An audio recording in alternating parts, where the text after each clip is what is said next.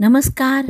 प्रतिविश्व एक श्रवणोत्सव या यूट्यूब चॅनलवर तुम्हा सर्वांचं मनापासून स्वागत. मित्रमैत्रिणींनो, आज मी तुमच्यासाठी घेऊन आली आहे मीरा जोशी यांचा एक अतिशय सुंदर असा ललित लेख. शीर्षक पांघरूण. वाचते हां. लहानपणीची एक गोड आठवण आहे माझी पांघरुणाविषयीची. माझे आईवडील प्राथमिक शिक्षक होते. त्यांची शाळा दुपारची म्हणजे 10:30 ते 5:30 अशी असायची आणि माझी शाळा सकाळची होती. 12 वाजता शाळा सुटून मी घरी आले की दिवसभर मी घरात एकटीच असायचे.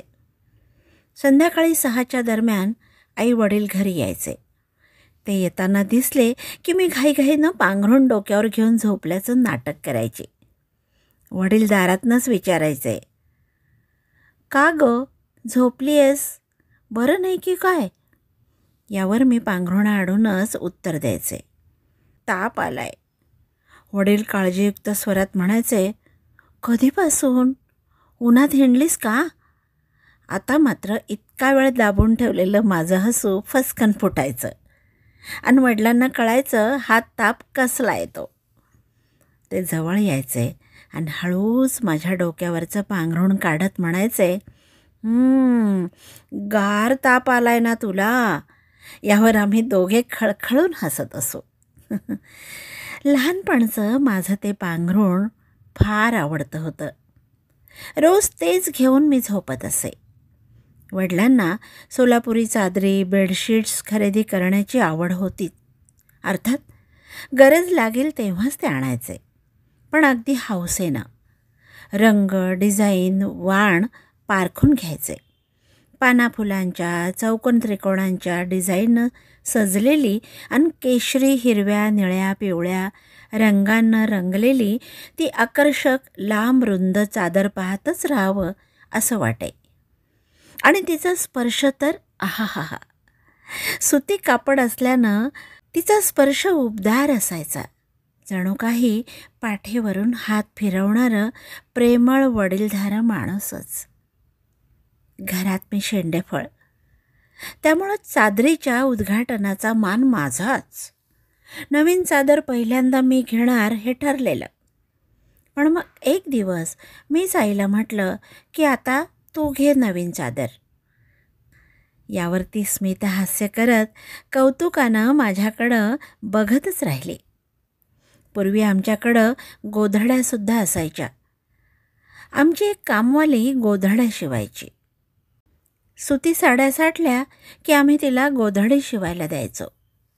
साधारण महिनाभरानं ते कामावर येताना सुंदरशी कलरफुल गोधडी घेऊन यायची.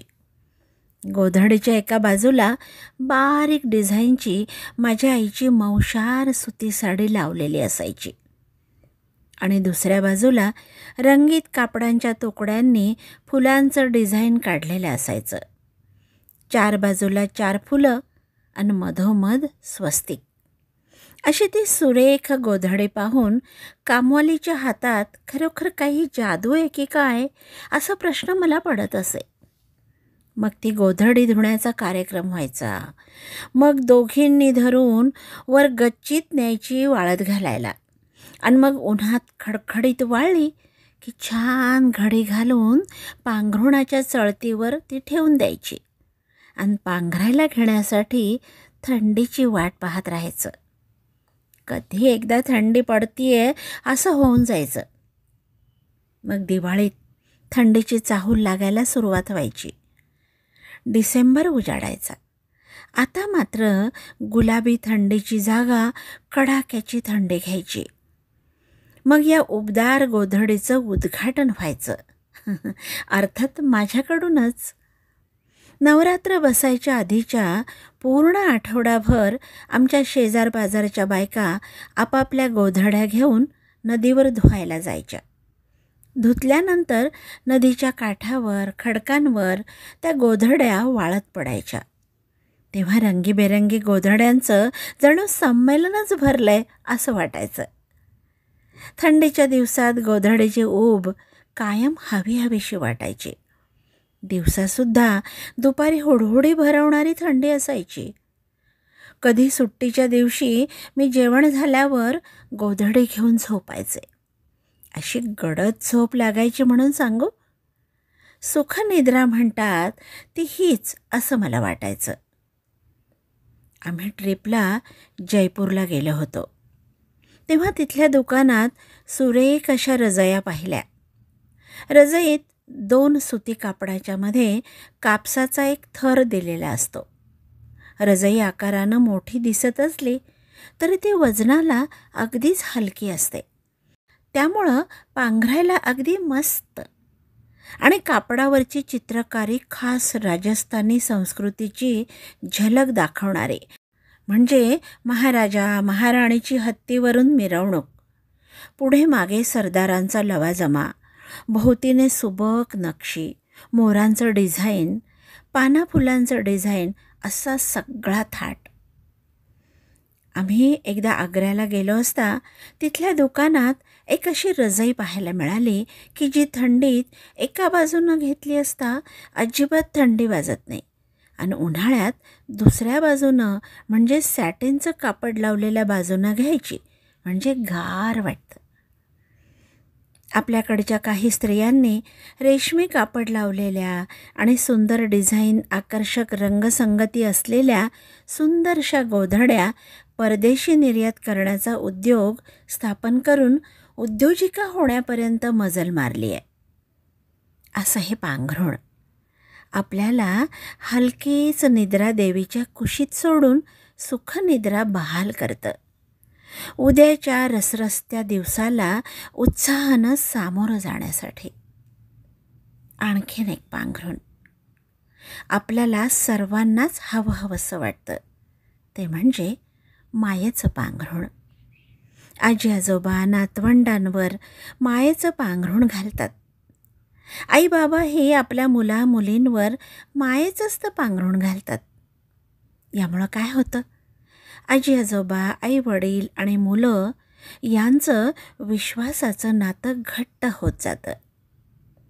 मुलांच्या चुकांवर पांघरुण घालण्याचा आरोप बहुतेक वेळा आयांवर होत असतो. सगळ्याच आयांच्या बाबतीत नाही, पण काही आयांच्या बाबतीत हा आरोप खरा असल्याचं दिसून येतं. पण आयांनी इतकंही पांघरुण घालू नये की मुलांच्या चुका अजिबात दिसूच नयेत. असं पांघरुण घालावं की आपुलकीच्या भावनेनं मुलाला समजावताना त्याला वास्तवतेचं भान येऊन त्याची चूक त्याला कळून येईल. मुलाला समजुतीच्या स्वरात त्याची चूक समजावून दिली, त्याला अपशब्द बोलले नाहीत, आदळआपट, राग, वैताग प्रदर्शित केला नाही ना, आणि प्रेमानं सांगितलं तर मुलाच्या मनात नाकारल्याची भावना निर्माण होत नाही. काय चूक झाली आणि त्यावर काय उपाय करायला पाहिजेत यावर मुलाने आणि पालकांनी मिळून विचार करायला पाहिजे. म्हणजे मुलाला वस्तुस्थिती कळून येईल. असं प्रेमाचं पांघरुण पालकांनी घातलं म्हणजे मुलाच्या मनातला आशावाद, सकारात्मकता वाढीला लागते. त्यामुळं मुलाचं व्यक्तिमत्व समृद्ध व्हायला निश्चितच हातभार लागतो. मित्रमैत्रिणींनो, मीरा जोशी यांचा अतिशय हा सुंदर लेख मला खूप खूप आवडला. तुम्हाला कसं वाटलं हे पांघरुण नक्की कळवा. कमेंट बॉक्समध्ये अभिप्राय अवश्य लिहा. आणि हो, सबस्क्राईब केलं नसेल तर एक नम्र विनंती, सबस्क्राईब अवश्य करा, लाईक करा आणि मित्रमैत्रिणींबरोबर शेअरसुद्धा करा. भेटूयात. नमस्कार.